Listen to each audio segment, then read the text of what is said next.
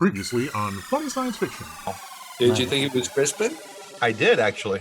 That's why they didn't want Crispin to see my pictures. Hi, I'm Burt Ward, Robin from TV's Batman, welcoming you to the Funny Science Fiction Podcast. Wowie Zowie Citizens! The podcast that makes you wish the show was half as long and twice as funny. All right, boys and girls, men and women, kids and gents alike, our guest today is the one and only Dick Grayson from TV's Batman. Now, we're very excited to have Burt Ward here for a conversation, of course, about the Caped Crusaders, because why not? I mean, come on. But we're Batman. Also real, exactly, right? The Batman.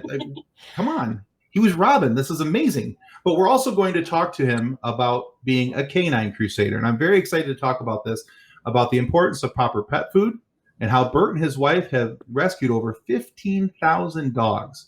And of course, we are funny science fiction, so we want to share some laughs with our guests. So, well, help me in welcoming the one, the only, Burt Ward. Thanks for joining us today, Burt. Thank you, Burt.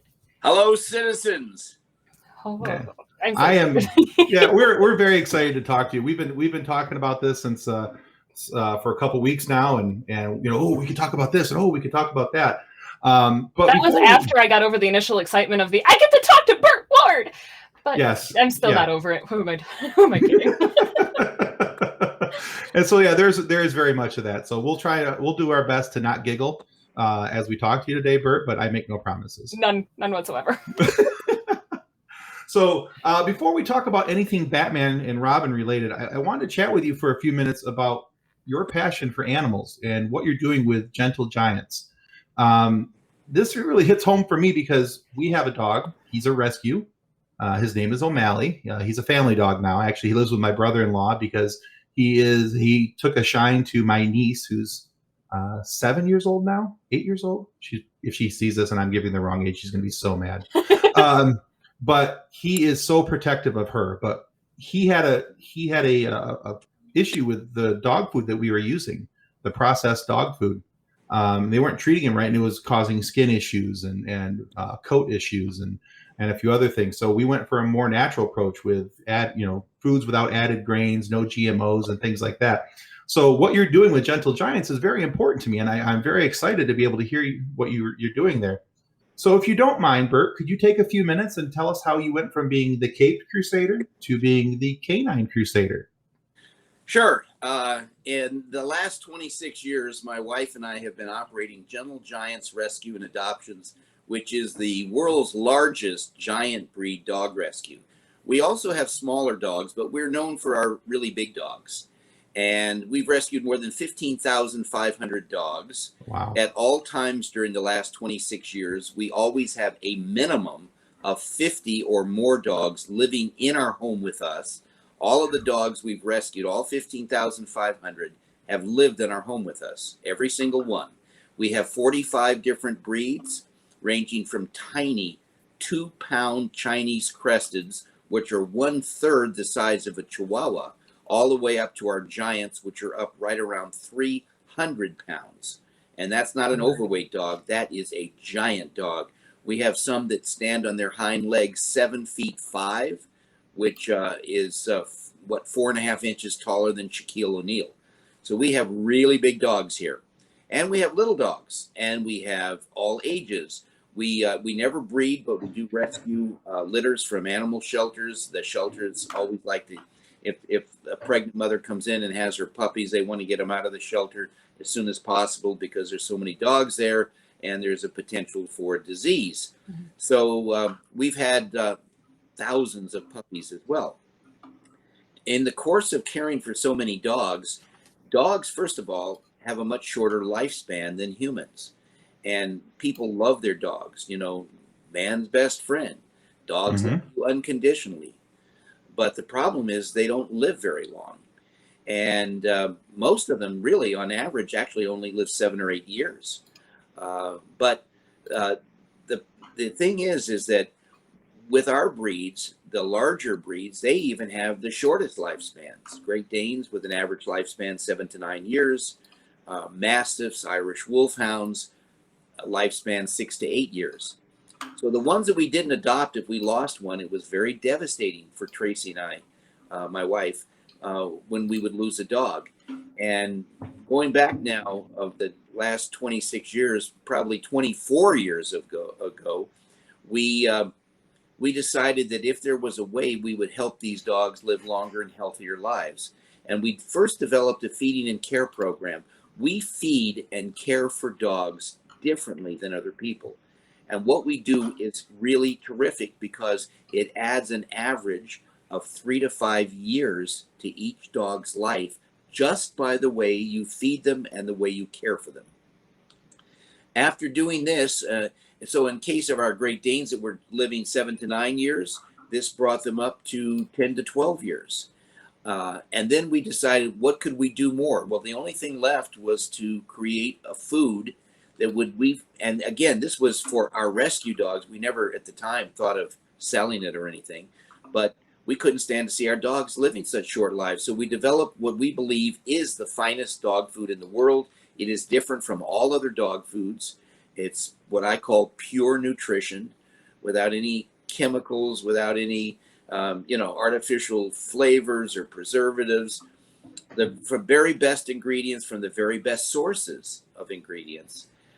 And our food is been so successful that our dogs are living consistently twice their normal lifespan.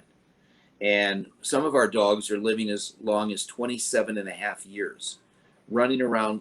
Almost all of our dogs are living twice their normal lifespan, but our dogs are in their 20s, running around like puppies. And That's people amazing. can't understand that because their dogs aren't doing that.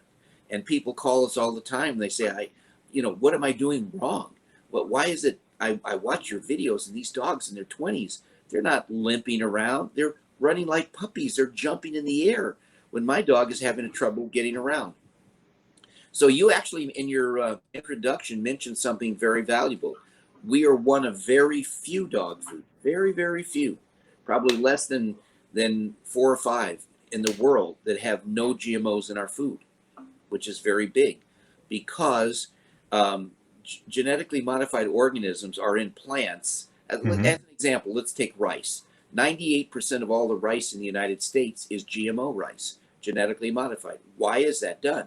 Well, because when you grow rice, if you have pests that attack the rice and then you spray a pesticide on it, it would kill the plant.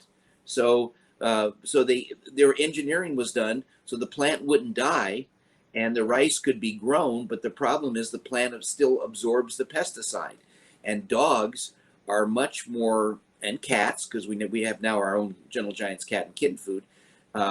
Pets are not as well designed as human beings. They're more susceptible to the problems.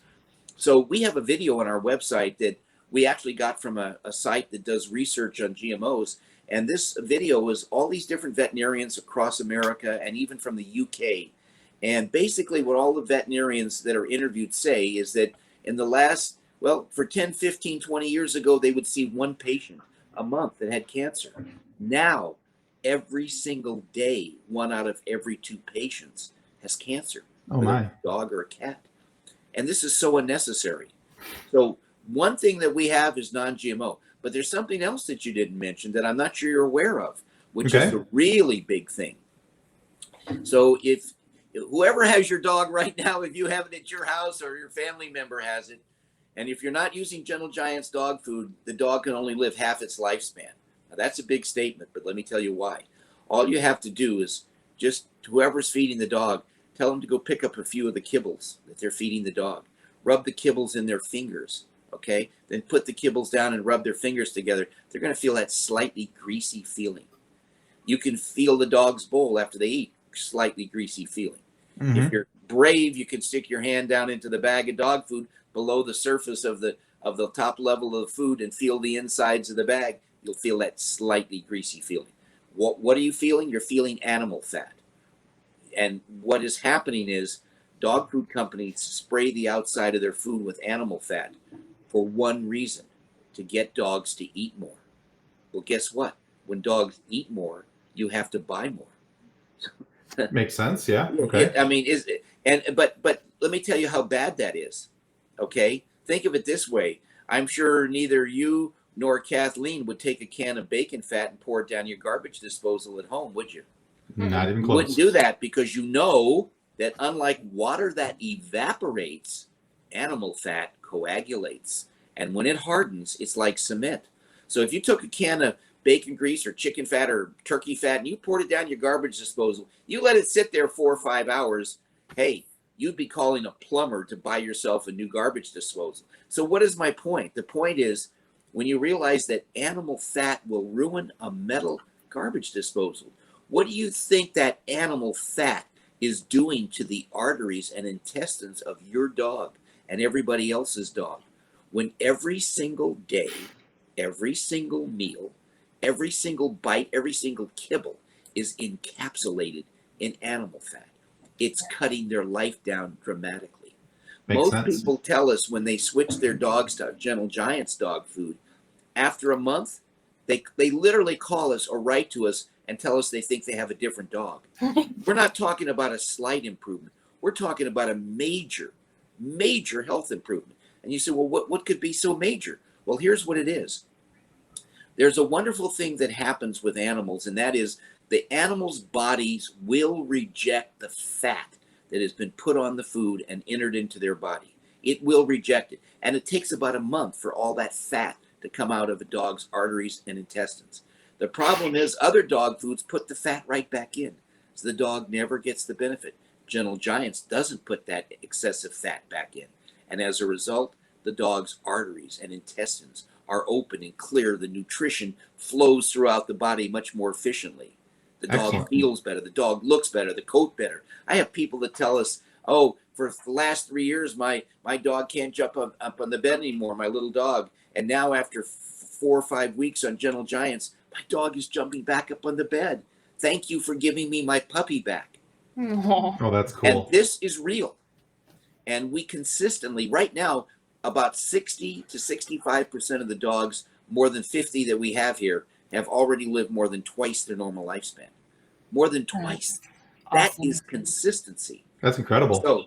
So we make Gentle Giants dog and puppy food. Gentle Giants dog and puppy food is available in Walmart, in Target, and every online retailer, as well as our own website, gentlegiantsdogfood.com. Well, let me tell you something interesting. We also rescue cats. Not as many cats as dogs, but we've rescued over the years about 350 cats. That's a pretty substantial amount of cats. We did a test over the last few years of feeding our cats our dog food because we hadn't created cat food yet. Mm-hmm. And last year we lost 2 of our cats. One was 31 years old and the other cat was 32 years old. Word. Oh, wow. And they, for the last 15 years, have been eating Gentle Giant's dog food, our canned food. Now cats do need a little more protein, so we put regular cat food there, but 75% of what they ate was Gentle Giant's dog food. And here they live 31 and 32 years. So we have just recently in the last few months come out with Gentle Giant's cat and kitten food. And we've gotten so many thank yous from veterinarians because they feed it to their own cats. And it's working very well. So again, this is our charity. My wife, Tracy, and I, we don't take any salary from this. This is not about money. This is about making a better world. And for all those people that love their pet, dog or cat, what a wonderful thing if we can give them an extra 5 or 10 years with that pet.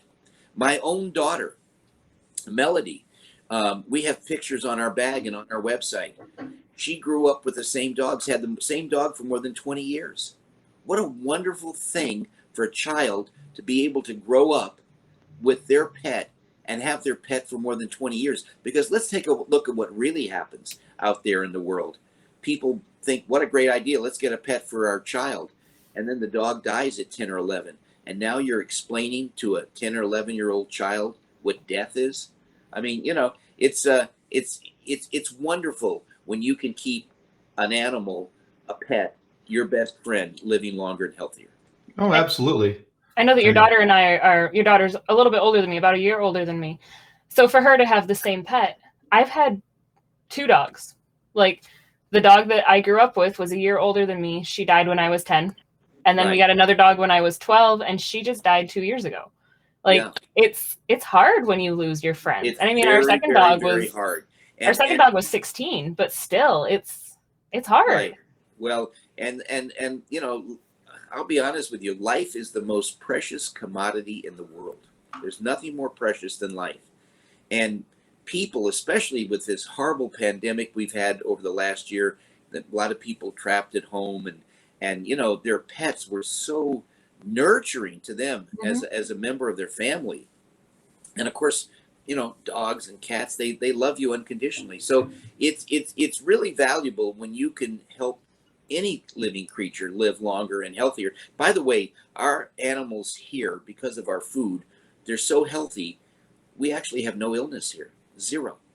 The only time our dogs and cats go to a veterinarian is every 3 years for a $10 rabies update. Oh, wow.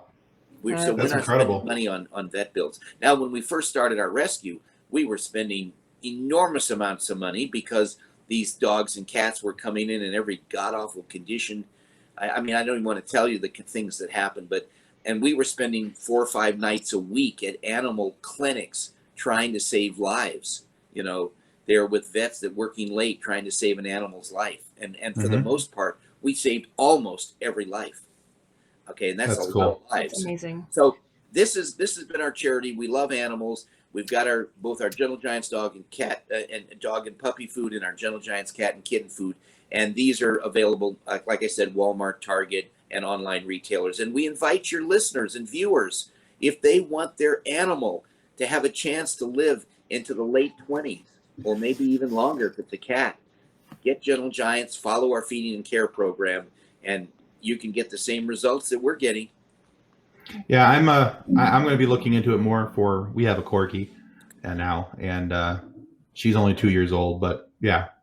Well, like I said, go feel your dog's food, and once you feel the grease on the outside of that food, and you say to yourself, "Would I want to be eating greasy food as my sole meal every single day?"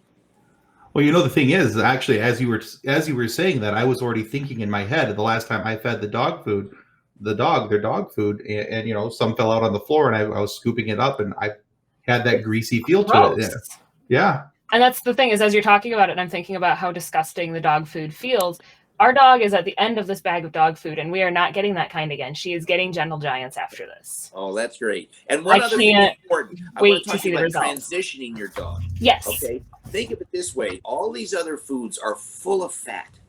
I mean, not just the outside. They fill the inside because it makes dogs hungrier. So our food doesn't have all that fat. I mean, dog food, most of them are anywhere from 12 to 22% pure fat.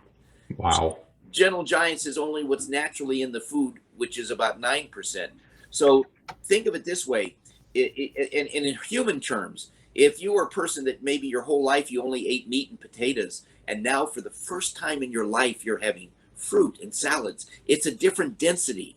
So in the case of dogs, going from a fat-filled food to a food that isn't full of fat, isn't full of grease, you know what I mean, doesn't have too much protein, all of that kind of stuff, you transition over a 1 week period. And you do that by mixing, so save a little bit of that other food, mixing the old food with Gentle Giants over 1 week in a following proportion. Day 1, 80% is the old food. Only 20% Gentle Giants on day 1, because this is going to be a major introduction to them. Day 2, 70-30. Day 3, 60-40. Day 4, 50-50. And then day 5, 60% Gentle Giants. Day 6, 70%. Day 7, 80%. Day 8, you're switched over, no diarrhea. That's awesome. Oh, perfect. Okay. Really, really well. But the key thing is, wait after you've switched that 4 to 5 weeks, when all of that grease that is filling their arteries and intestines, when that all comes out, you're going to see a completely different dog. I'm excited because my dog has a lot of skin issues. She's a pit bull lab mix, and so they are very prone to environmental allergies, to skin allergies. Well, let me tell you something you might to see that. To know. Let me tell you something you probably don't know.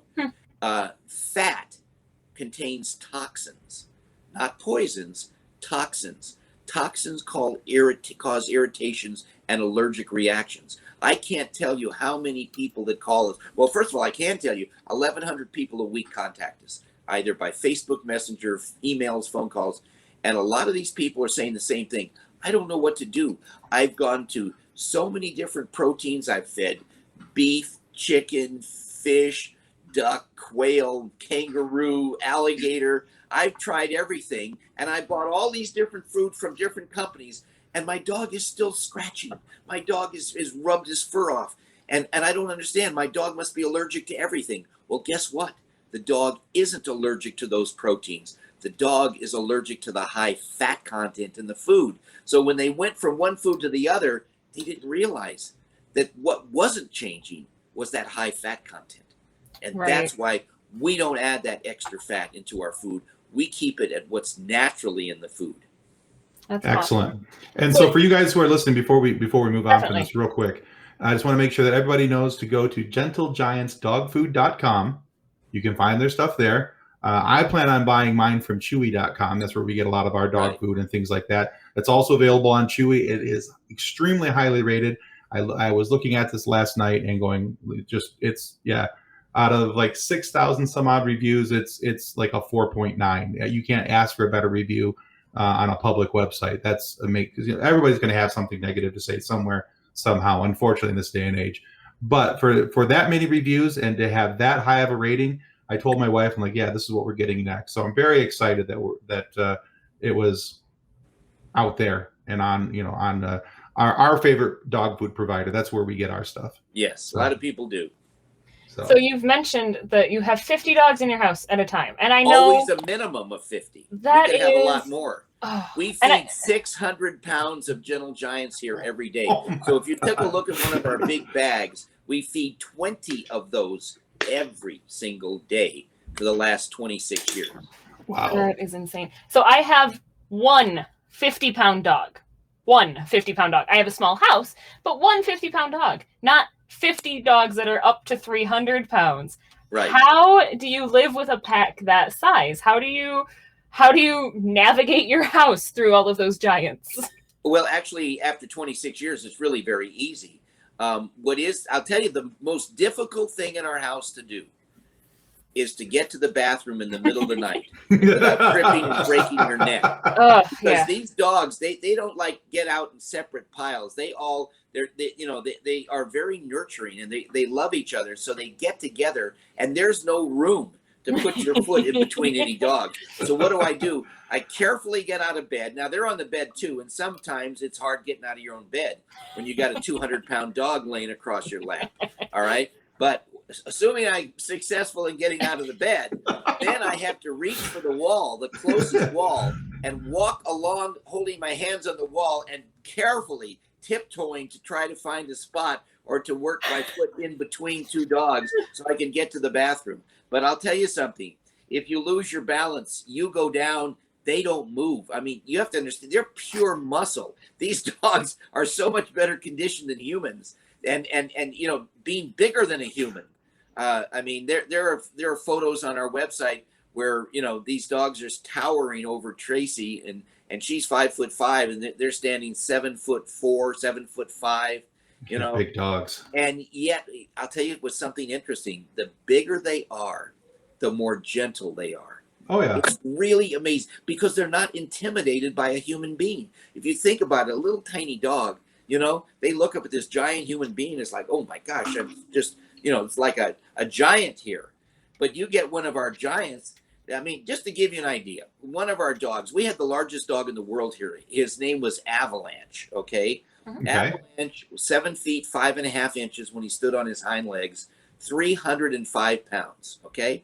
Oof. And to give you an idea how big he was, okay, the lowest part of his back when he was on 4 legs, okay, down on 4 legs, right? The lowest part of his back was 45.5 inches, which is 5.5 inches higher than your kitchen counter. The lowest part of his back. And he would lean way down to drink from the kitchen faucet. Oh, that's funny. That's 4 legs. crazy. Right. And That's I'll a tell you big dog. something. He was the most loving dog in the world. I could take him and another dog, and here they are. One, he's 305 pounds. The other was 260 pounds. And I could hold them with my pinky fingers, hold their leashes. And I could just gently pull them, and they would go anywhere. It's like power steering. They were so easy because they're so much bigger than a human being. They weren't, intimidated by a human being. Oh my goodness. And I really think that's the most impressive thing with how many Great Danes you have in the mix, because I mean they're great dogs. Don't get me wrong, but they're huge dogs. One of my best friends has a Great Dane, and wowzers! I mean, he takes up so much room. His name is Kaiser. He's an awesome dog. But the thing that keeps crossing my mind with all of this, because I'm a guy and I have bathroom humor on the brain, is I hope you guys have grounds crew for this, because that is one well fertilized patch of grass you have there, sir. Yeah, well, you can't use dog stool for fertilizer either. No. Well, 600 pounds in a day, you've got probably 500 pounds out a day. Now we have pooper scoopers, professional pooper scoopers, and I'm sure. double bag it. We have a big bin. But here, let me share. You're talking about realizing how big a Great Dane is. Let me just tell you what happened in the very beginning. This is August of 1994. We rescued our first Great Dane. We wanted a Great Dane. We rescued one. We rescued a second one, and then we heard of others that were in people's homes. They weren't in a shelter where they were in immediate danger. So we didn't rescue the others, and later we found out that the people that were in their homes, they couldn't hold on to them. Nobody took them. They went to a shelter and they were put to sleep. And it just so upset my wife and I. So it was the first week in August of 1994 that I said to my wife, Tracy, I said, look, we can't let these dogs die, right? I mean, just for 2 weeks. In 2 weeks, let us rescue these dogs. And I'm sure that I'll find somebody in 2 weeks to take over this rescue. It's been 26 years. I'm still looking for somebody to take over this rescue, right? But to give you an idea, so you can really picture what it was like here, by the end of August of 1994, because we didn't have any, nobody took it over, and we're taking in all the Great Danes, okay? We had 102 Great Danes here, full size, in our house. Oh, man. 102 Great Danes, full size in our house. Plus, we had 62 puppies under 7 weeks of age, 7 litters that we got from animal shelters. And Tracy, who my wife only sleeps 2 hours a night since she's a child, it's a very unique style of living. And I don't know how she does it, but she does. But even she was worn out because we had these litters, and she was sleeping on the kitchen floor with, like, she'd bring in a litter at a time. There's the mother. She's making sure they stay connected, nursing the mother. And then after the nursing, the mother would get up to go to the bathroom. And if a Great Dane accidentally stood on a puppy, it would kill it. So she got to make sure that those puppies are not getting stepped on, get that mother outside to have a chance to go to the bathroom, collect the puppies, get them into our incubation area where it was kept very warm and stuff for them, and then bring the mother in, and then go get the next mother and her puppies and do this. By the time she got finished with the 7th litter, it was time to start the first litter again. She was living in our kitchen, sleeping on the floor, having to open the refrigerator to get food, and she lived like that for almost 2 months until these puppies got old enough that, we didn't have to do this. Wow. But just think, 102 full-size Great Danes in your house. I'm tired just thinking about it. I don't have enough room in my house for that. Well, on our, you showed that on your website. On the show a few minutes ago, at the beginning of our website, there's 50 of them on our bed. Well, around our bed, and most, many of them on right. Yeah. As many that can get on at one time. But it's really, and we have no. Listen, if you hear, I'm amongst 50 dogs now. You don't hear any barking. No. You don't hear any noise. Our dogs are all trained not to bark unless they sense danger. And we do that because barking is the beginning of aggressive behavior. And you don't want to have any aggressive behavior with your dog. If you ever were in trouble, your dog will protect you. But you don't want aggressive behavior. And so you teach them that everybody should get along. We're all a family and all of that kind of stuff. Yeah. That's cool. All right. So let's change pace here a little bit, Burt, if you don't mind. Okay. My pleasure. All right. So would like to talk to you a little bit about your time in the Batman show. Uh-huh. So You know, your show though was the precursor to so many of the superhero movies and shows that we see on the air today. I mean, that was really what showed people that these type of shows could attract a following, and that they were viable, and that people would want to see these type of things. You know, of course, over the years, it's also been written off that it was silly or campy in comparison with today's grittier dramas and, you know, what they do with the backstories that are given to a lot of the characters.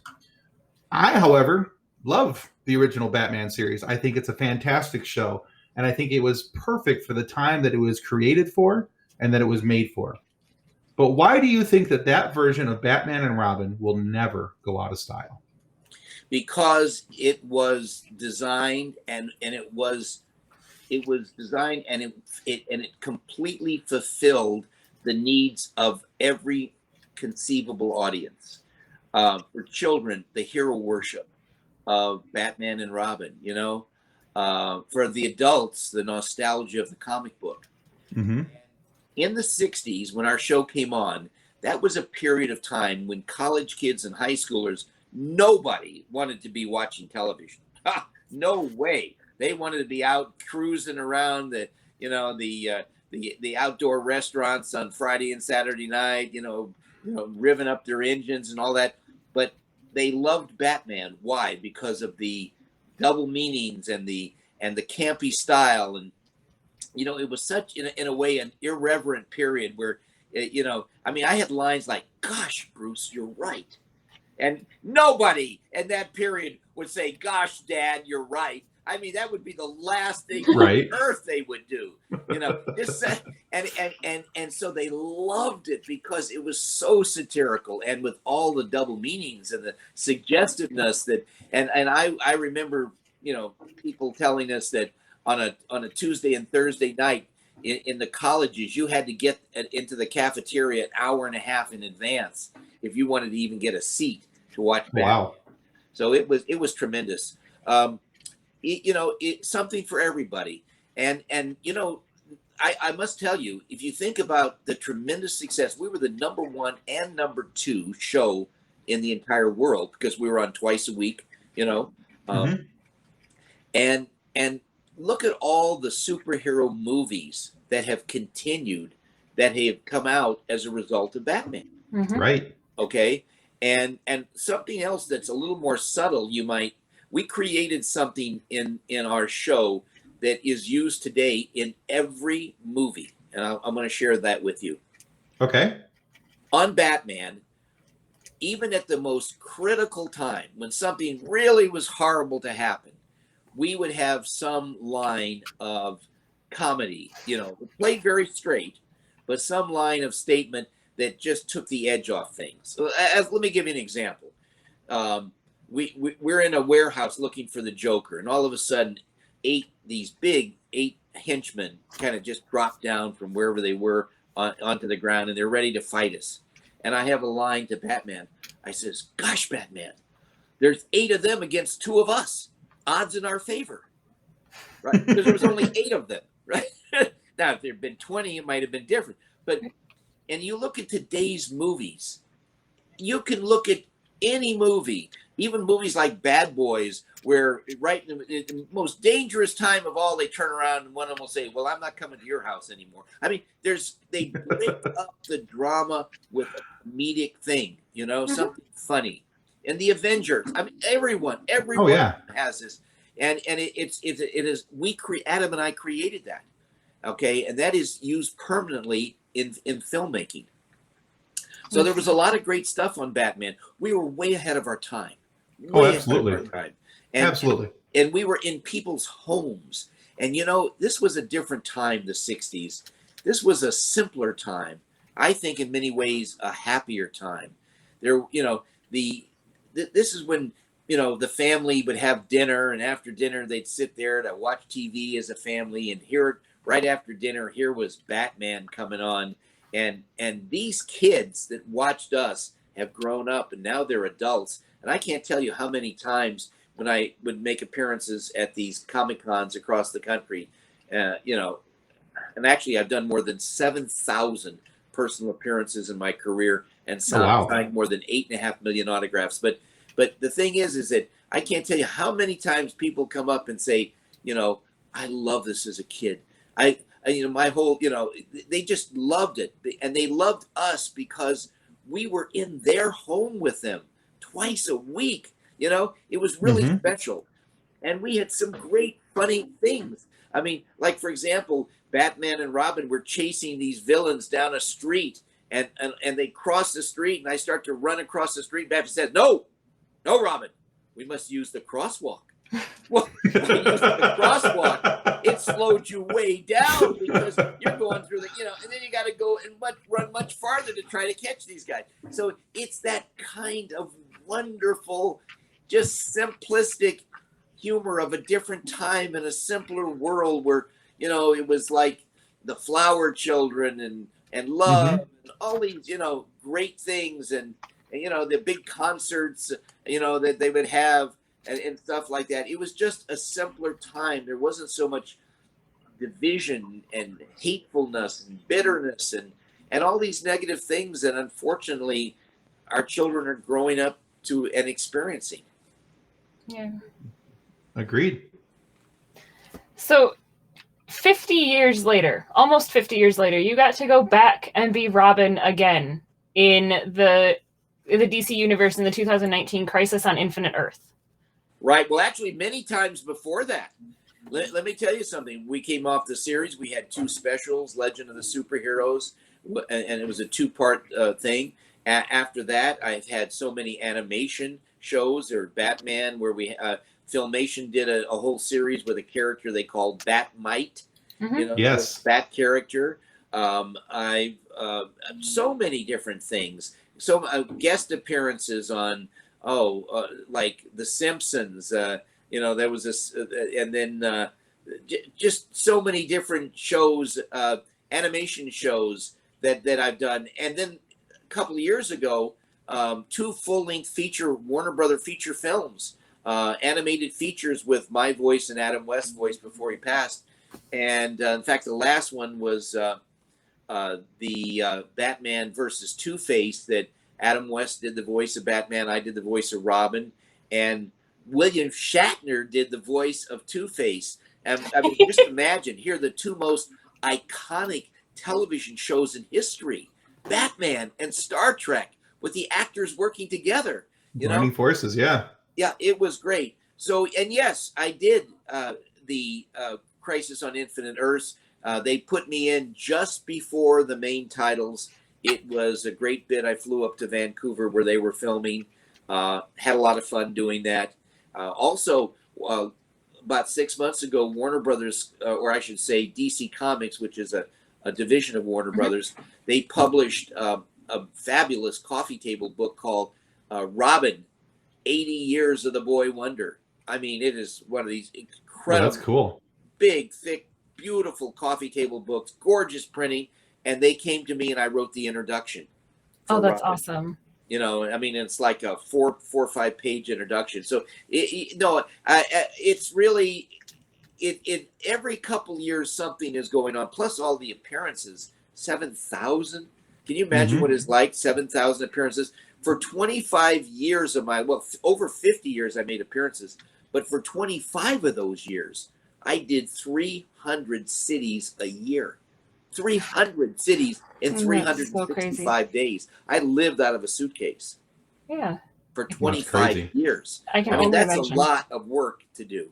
Yes, so it is. It's been great. And and plus for DC with their streaming service, the DC Universe, I did all the introductions of the various shows. I videotaped that for them. So, Warner Brothers is constantly, in contact with me every year for some project here or there. And of course, lots of interviews, worldwide because of, just the notoriety and how precious Batman has become a classic. Yeah, absolutely. So obviously you love getting to step back into that Robin role anytime it's presented it's to funny you. You should say step into the role. I'm going to tell you a quick story. When I was hired, I actually was selling real estate, with working for my father in Beverly Hills, I was doing what they call sitting on houses. That's where on a weekend, where they have open houses, somebody needs to be there and, hand out brochures, answer questions, stuff like that. And this was back in 1965. And there was a well-known producer that came into one of the houses. I ended up buying the house, and I met him. And I, believe it or not, on the moment, I just asked him if I could do a scene for him. And he said, oh, okay. I did a scene, and he said, that's really good. I'll send you to an agent. He sent me to an agent. Agent said, I can't get any work for my actors. I would never take a new person. The only reason I'm taking you is because of this producer. Don't expect to work for a year, and if you do, you might get one line. I mean, how much more depressing could that be for somebody wanting to make a career in this? But it was a couple weeks later that I got a phone call from someone at that agency. Said, we don't know what it is, but 20th Century Fox is interviewing young guys. We got you an appointment tomorrow, 4:30. Go over there. So the next day I went to 20th Century Fox, which is in West Los Angeles. And they had a pass for me. I parked in the lot, and I walked to a bungalow, and I was introduced to the casting director. He asked me a couple of questions, didn't tell me anything about the role, anything, nothing. And then he said, would you like to meet the executive producer? Well, for me, I had been studying acting professionally and studying at UCLA, where I was attending college. But I had never actually tried out for anything, and I'd never even been in a studio. So for me, this was the first time. So when the casting director said, would you like to meet the executive producer? I said, sure. I mean, I figured everybody got to meet the executive producer, right? Well, that's not true, but I didn't know that. Right. So he sent me to another bungalow, and they said, okay, you can go in. Mr. Dozier's there. I walked in, and I saw him there, and I said, hello, sir. Nice to meet you. And he's like, oh, my gosh, this actor is just aggressive, but in a proper way, nice way. Sure, sure. I mean, I hate to tell you this, but actors have been so turned down and so emotionally damaged. They probably go in like this, they're they try to make the best of it, but they've been rejected. And if you're selling a product and somebody doesn't like your product, that's okay. But if you're the product, it's pretty demoralizing. So anyway, I just walked in, hello, sir, and I shook his hand, and he was taken aback, and he looked at me and said, well, you're kind of big for the part. I said, oh, but sir, I promise you, I won't grow anymore. And he laughed. How could you stop growing? And he asked me a couple questions. Then he said, would you like to do a screen test? I said, sure. Again, I figured everybody got to do a screen test. Well, no, that's not true either. On the day from my screen test, I went back to 20th Century Fox. They sent me to a sound stage. They said, well, we want to see some athletic stuff. The role has a person that's athletic. Well, I was a brown belt in karate. So I did some stuff in karate. Then I broke a board with my hand, which at that time, back in 1965, karate had only been in the United States since 1959. And almost nobody had ever seen anybody break a board with their hand. So that stood out to them. And then they said, okay, well, now that we've seen the athletic stuff, we want you to work with this other actor. We're going to give you some lines, and we just want you to do a scene with him. I said, okay. So they handed me a single sheet of paper that had these paragraphs, just like 4 paragraphs. And there was Bruce, not Bruce Wayne, just Bruce with some dialogue. And then under that, there was Dick with some dialogue. And they said, oh, you're going to play Dick. I said, oh, okay. And I sat down. I was introduced to this actor, Adam West. And we started talking. This is 15 minutes before our screen test. In 5 minutes, the two of us were laughing. And we never stopped laughing for over 50 years. I mean, I just love that man. We just got along so great. We were just instant friends. And, and I really believe that chemistry is one of the things that made our show so successful. Oh, definitely. And I was never in 120 episodes directed by a director how to say a line. They might say, oh, well, you're in this scene, you're in the Batmobile, or this scene, you're sitting at the Bat computer, or you're in front of the atomic pile, or whatever, you know what I mean? Or, whatever, they might direct you where you are. But nobody ever told me how to do a line. Nobody ever told Adam how to do his lines. We just had this chemistry that was just, and I reacted the way he would say his line. I would react appropriately. I mean, so it always worked. It was just very smooth. Anyway, So I did this dialogue again, Bruce and Dick. How am I don't have any idea what it is. There's nothing about comic books or Batman or villains, you know, just dialogue. And they said, okay, we're done with that. And I said, well, thank you very much. And nice to meet you all. And I started to leave. They said, whoa, wait. We're not done with you yet. I said, oh, okay. They said, we want you to go over to that other end of the sound stage. We have 2 wardrobe men there. They're actually waiting for you at this trailer. They're going to help you get dressed. And I stopped for a second. I said, well, with all due respect, I'm perfectly capable of dressing myself. Oh, no, you don't understand. Oh, no. You just go over there and you get to that trailer.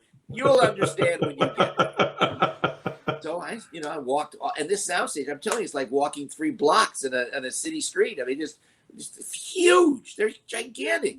So I go over to the other end of the soundstage. Sure enough, there's a trailer, and there's these 2 wardrobe guys inside the trailer. And I look down and I see it's like a giant bench. It's almost, but it's like as wide as a bed, and it's like 9 feet long. And there's all this stuff. And I said to one of the guys, I said, am I going to put some of this on? And he said, no, you're actually going to put all of it on. I said, what? And these 2 guys helped me get dressed in the most uncomfortable costume in my entire life. I can't tell you how uncomfortable it was. It defies words. Every single thing of that costume was miserable. For example, even my mask, it rubbed my eyelashes. And if you have something, you try to talk, and if something is rubbing your eyelashes, man was not built for tights. My jackets were too tight.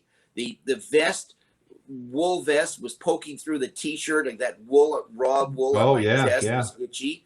The cape was double thick bridal satin and pulling my head way back, and I had to literally tilt my head forward to stay in a normal thing, Anyway, so I could hardly walk. And because of the mask, I could only see straight ahead. I can't see down. I can't see to the side. There's no peripheral vision. All right. So when I stepped out of that trailer, I nearly broke my neck because I missed a step. Right. Oh, my. And I'm so miserable and I'm so uncomfortable. And I'm like this. Look at this. Everything is like, oh, you know what I mean? It's like in a suit of armor. Right. Only worse because the tights were pinching and pulling and skin tight suit of armor. So being the kind of person that I've always been is a positive person. You understand? And you always try to make the best of things, right? So I said to these wardrobe guys, I said, well, the good news here is that after another 15 or 20 minutes, I'll never have to put this costume on again. Famous Little last did word. You know. You're right. Or not. Well, one of the things is that many actors, I don't think, get a chance really to have a character like Robin, where it's something identifiable to them for so long. Really a signature character. Because when people talk about Robin, they don't talk about Chris O'Donnell from the Batman and Robin movie. They talk about Burt Ward from the Batman TV show. Right. And not that Chris O'Donnell did a bad job. I'm not saying that. Right. But your role was iconic for so many reasons. Sometimes though, from what I understand, and I say from what I understand because no one's flagging me down on the street and going, "Hey, you're the guy from that podcast thing, aren't you?" Yeah. But from what I understand, it could be difficult to get used to the attention of the fans. So what I'm curious is, how did you learn how to deal with the fame of being Robin in the Batman show and all these diehard fans over the years who want your attention when you go to these Comic-Cons and things like that? Right. All right. Well, first, I want to, one thing I forgot to tell you, I think is very important, because both you and Kathleen have said about, getting into the role and all this. Let me tell you what the executive producer said to me when I came, after I found out I had the role and I came to the studio for the first time. William Dozier came to me and he said, "Burt, would you like to know why we hired you?" And I said, yes, I would. He said, "We interviewed more than 1,100 young actors for this role. And the reason we picked you, Burt, is because in our minds, forgetting television, if there really was a Robin, I mean, like the real thing, you personally would be it. So we don't want you to take on this role as a role. We actually want you Burt Ward to be yourself and be enthusiastic. Well, being enthusiastic is like breathing for me. You know what I mean? I mean, is there any other speed other than full steam ahead? So through the years, people would say, you know what, when I go back and I do a show or do the movie, oh, was it hard to get back in the role? Well, of course not, because there really was no role. Everything about that character was me being myself, hitting my hands together. All the mannerisms that you saw on the show were something that I just did because I felt I wanted to do it. Quick example. In the very first episode with the Riddler, Batman and Robin, we drive to this warehouse, or we think it's a warehouse, but it's actually a museum, the back of a museum that we've heard that the Riddler is going to try to steal something prominent from the museum. So we race up here to the outside of this building, and as you probably know from watching the show, I didn't always just open the door and get out, right? Like I would jump over the door. Mm-hmm. Well, in this particular case, right, I am motivated because I'm doing what I think is right. So, action. Batman opens the door, gets out. I stand up in the seat, stand up on top of the door, and walk on the narrow fin of the door to the back of the fin, to the back of the Batmobile, and jump off. Okay? The director says, cut! What are you doing, Burt? What do you mean? What am I doing? I just got out of the Batmobile and jumped off the back. Well, you can't do that. You didn't tell us you're going to do that. We're all lit for you to come out the door. And then I hear the director say, I loved what he just did. you lay that track. We're going to dolly with him as he walks back, and that's how we use it in the shot. Oh, interesting. And later I found out, in fact, I got my star in Hollywood Boulevard last year, which is a great honor. I mean, I waited 50 years. I mean, I tell people I am a patient person, but 50 years, I mean, that's kind of a long time. Pretty much.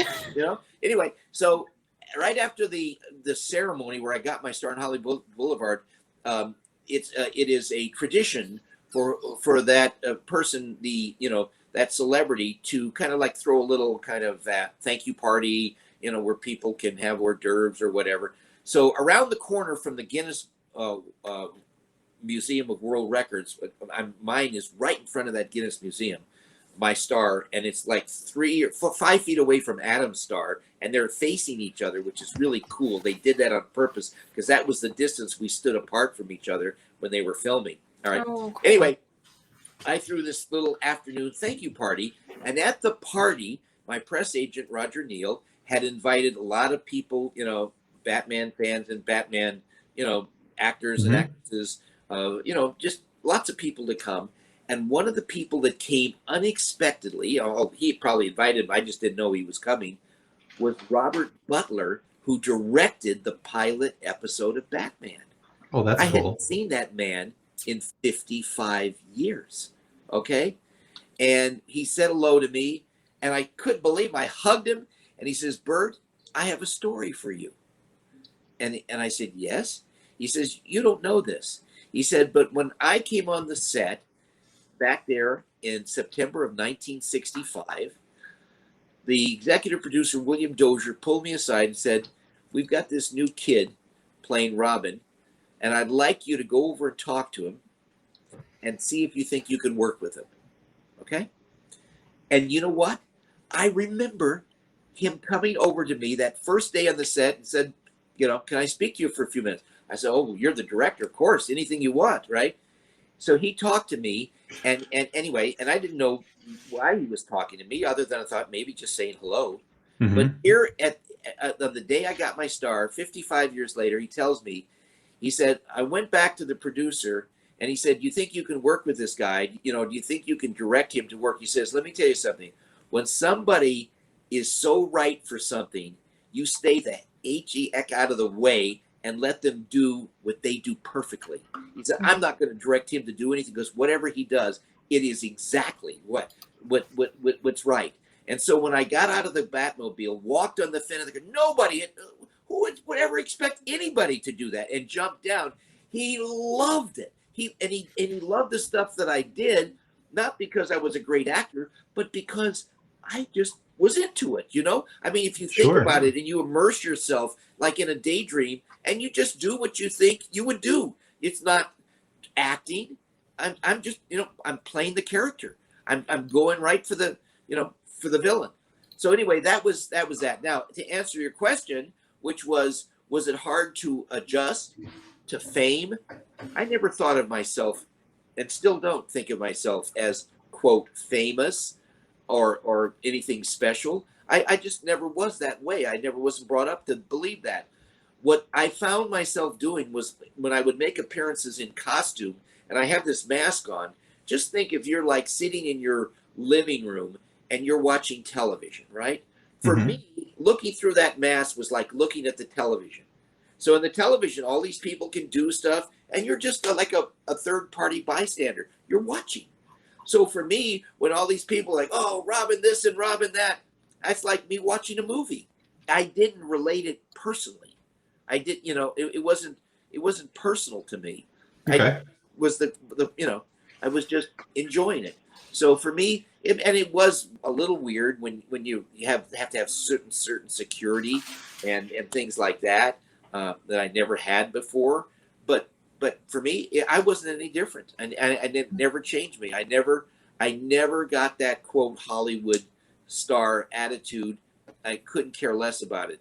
You know, I'm just a real person, and although I must tell you, people will call because our phone number's on the back of our bag of dog food, and they'll call about a question about dog food, and they'll hear me talk and say, "Gosh, you sound familiar." He said, "Don't I know you from someplace?" Well, I don't know. And they said, "Wait a minute, you sound like him." Like who? Robin. Are you Burt Ward? Yeah. Oh my God, honey, I'm talking to Burt Ward. Get on the phone, quick! Get the family on the phone. Pick up all the extensions. And, you know, and it's like, I don't think of it. You know, I mean, my wife Tracy and I, we just live a normal life. You know, we're just regular, average people. You know, that did a very successful show. And we love the show. We have the greatest respect. And I loved Adam. He and I were such good friends. So for me, there, I guess, other than the fact of, well, how do you handle it when you have to go through a crowd that you have to kind of wait for people to open a space for you? I mean, that was different. But I never felt like, I never took it personally, you know, like, oh, these people are fawning over me or they're so not. I never thought of that. It's just not me. It's just not me. I'm just the same guy I was before I did the series. All right, fair enough. So my last question, and this is probably the silliest question we're asking today. So with as influential as we've talked about the show being, and that influence shows up in some interesting places. You mentioned doing The Simpsons and Futurama, but you also voiced young Barnacle Boy in an episode of SpongeBob SquarePants. Right. Who is a direct parody of your iconic character. How does it feel to voice that character, knowing that you are voicing a character that's parodying your own character? Like, that's really, it's hear cool. You, and I never thought that deep about it. I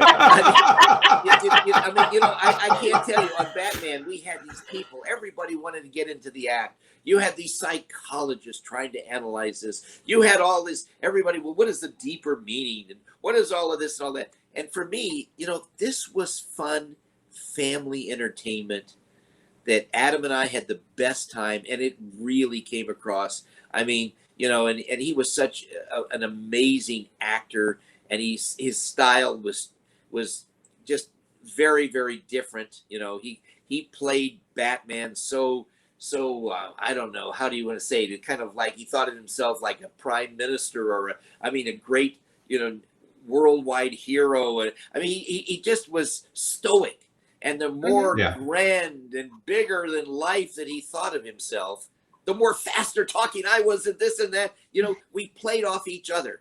And in fact, just to give you an idea, I remember one time on Batman, this was before we started filming, he says to me, you know, Burt, he said, I really understand now about the character. I said, well, what do you mean, Adam? You're playing Batman. Oh, no.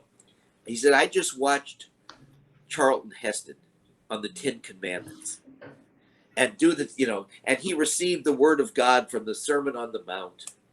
And that's when I really understood how important and big Batman was. I said, oh my God, and please don't go tell anybody that. He so is big and bigger than life. And, I was the fast kid, this, that, let's do this. Wait a minute, Robin, that kind of stuff. And it just worked. All the greatest comic duos in history, Tim, have had one thing in common: contrast. Agreed. Costello, big and small. Mm-hmm. Laurel and Hardy, thin and heavy. Every, Ed McMahon, Johnny Carson, great contrast. And that's what creates the humor. Agreed. Absolutely. Well, Burt, we're at a point in our show that what we'd like to do now, and we're hoping that you'll play along with us. We play a little quiz with each one of our guests. Okay. And so it's a 5-question quiz. Each of the questions are multiple choice. Okay. All right. So you'll have an opportunity to choose accordingly. Now, if you get 3 questions correct, we want to send you a Red Shirt Widows and Orphans mug.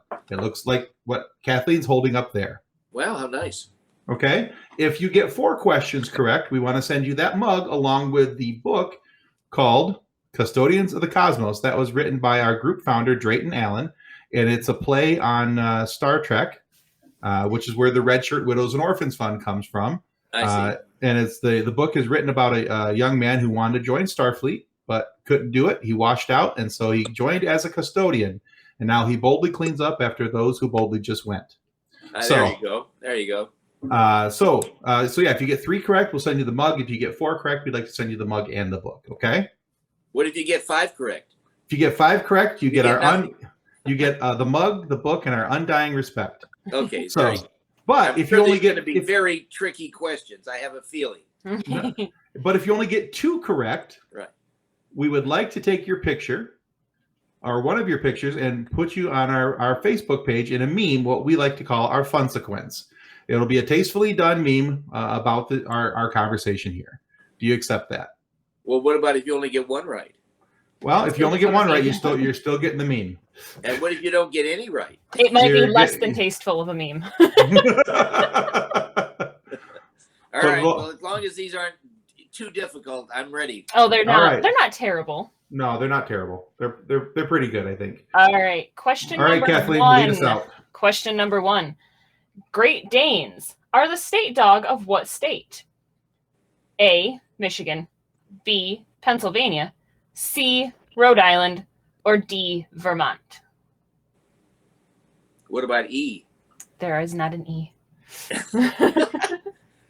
Gosh, I wasn't even aware of that because they come from Germany. They were the Deutsch dog from Germany. So one more time, give me those. The options are A, Michigan, B, Pennsylvania, C, Rhode Island, or D, Vermont. Well, I'm going to guess and say Pennsylvania. You are correct because you went with the Dutch connection.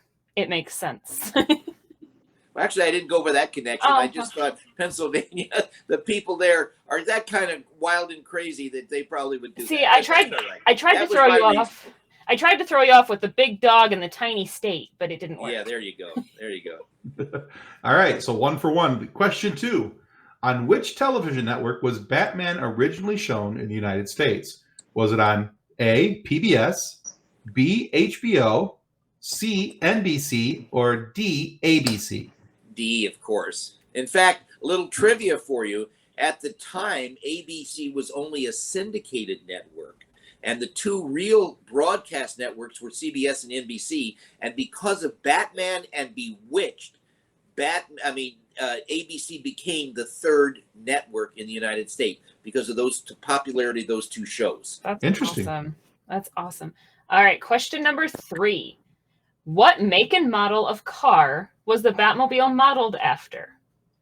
A, 1955 Lincoln Futura.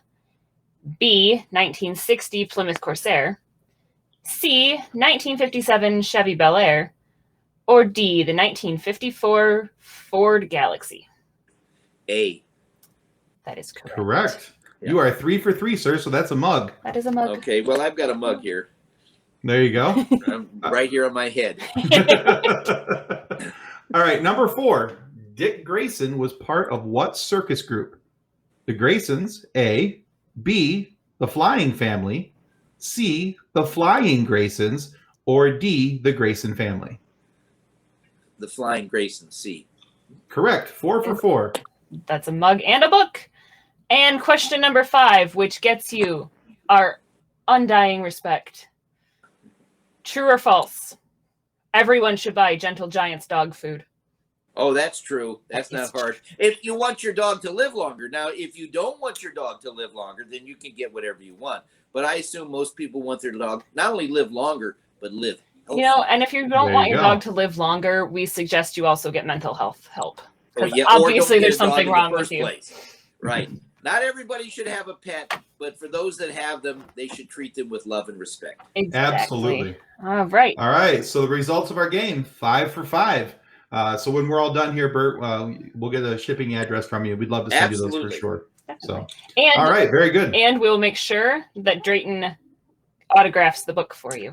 Please, I like that. That would be very, very, very nice. And if Burt is with a B-U-R-T. Yes, it is. Yes, sir, indeed it Say about is. actors, as long as you spell their name right, you can say whatever you want about it.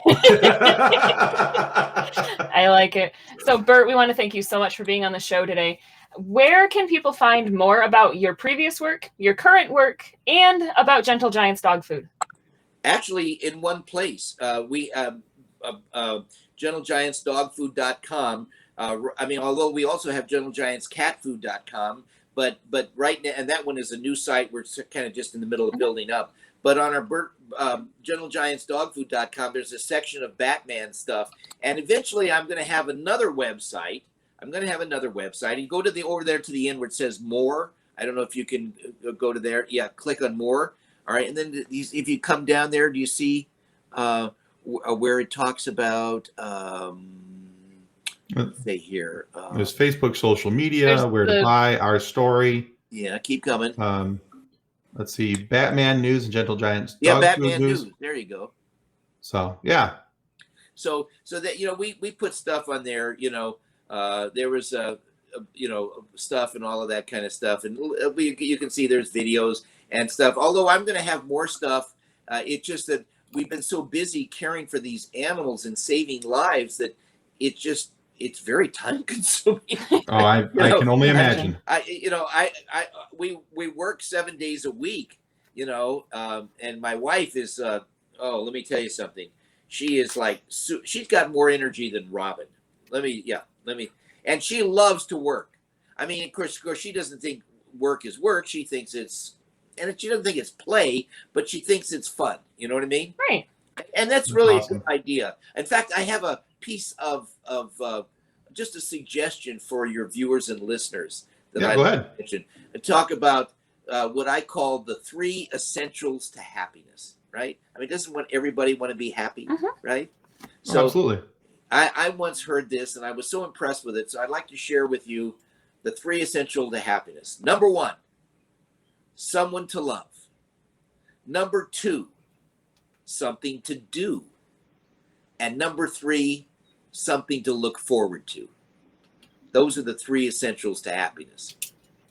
All right. I like it. That's good. So anyway, we it's like we work here 7 days a week. And I like to tell the story that last Christmas I said to Tracy, I said, well, now, Tracy, you promised me that I would get a half day off at Christmas. And she said, I never promised that. We will make sure that we link the Gentle Giants website in our description. Definitely. Thank you. Yeah, we want people to be able to find that and be able to give their read the dogs a stuff good about life. our feeding and care program. It is so absolutely. valuable. And it's so funny because, like, for example, just one quick thing. If you ask somebody, how many times a day do you feed your dog? They always say the same thing, twice. And that's not right. That shortens their lives. And we have all this information about how to extend your dog's life. And you can see the dogs here. I wish right now that I could see her, because I was going to pick up one of our dogs and bring her over here. She happens to be a small dog, She's 25 years old right now. Her name is Tinkerbell. And the youngest dog we have here right now is 14 years of age. So when you have these giants like Mastiffs that only live 6 to 8 years, and the youngest dog we have is 14, you can see how so many of these dogs are living so long and so healthy. And I want that for everybody's dog. There's no reason that if you have a loving pet that you don't want to give it a chance to live longer and healthier. So with that, I just wanted to mention that, because on our website, gentlegiantsdogfood.com, you can read all about that stuff, our special feeding and care program, and you can read Batman stuff. And, you know, it's kind of like a catch-all right now for me. Awesome. That's great. Yeah, we'll make sure that gets in there. We want people to be able to find that and take care of their pets better. So, and we want to remind everybody who's watching or listening to please continue to subscribe. The subscribing is the single most important thing you can do to ensure that we get more amazing guests like Burt Ward today. I mean, how amazing in this. And we get funny moments to listen to with these stories from Burt. So please subscribe. It helps more than you're ever going to know. And please go to gentlegiantsdogfood.com and check out what Burt is doing there. Now, if you're not happy with the content of today's video, all you have to do is submit in triplicate form, of course, to the Riddler. And once you've solved a myriad of confusing clues that would take a master detective and his trusty boy wonder sidekick to decipher, he will refer you up the chain to the Joker. And at that point, really, you're on your own. But you can be sure that the Joker will think whatever happens to you is going to be hilarious. Thank you so much for being on our show, Burt. Well, yeah, thank this was awesome. Thank you so much. Thank you. And as I would like to say to you, both citizens, our famous line on Batman, to the Batmobile. Thank you. My day's good. Right? All right. Thank you, everyone, for watching. All right. Take care. Our show is brought to you by our charity sponsor, the Red Shirt Widows and Orphans Fund, which helps support the Wish Upon a Teen Foundation that helps out sick kids when they need it most. And just imagine the comfort you'll give Red Shirt crewman number 64. He'll know that when he puts on the red shirt and attempts to defend us all from the Riddler, Joker, and Penguin, 13 minutes before the dynamic duo, the Caped Crusaders themselves, Batman and Robin, arrive, he will know that he didn't leave his family destitute and without hope, because the Red Shirt Widows and Orphan Fund has his back, and what's left of his Federation badge now that it squirts water out of the center. Let's check out a quick video from our good friends over at Level Up Lightsabers.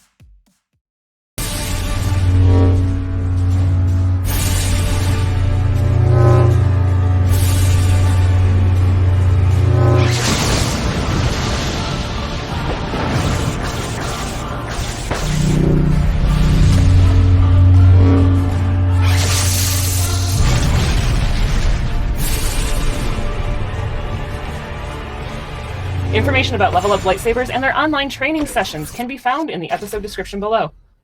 On behalf of the rest of the hosts of Funny Science Fiction, we'd like to thank you for listening to this episode. If you'd like to be a guest on one of our future episodes, please contact us by means of our Facebook group, Funny Science Fiction. You can find us on Twitter or Instagram using the handle @FunnySci-Fi, or you can go to DraytonAllen.com and click the Contact Me link at the bottom of the page. Thanks again. Hope you enjoyed the episode.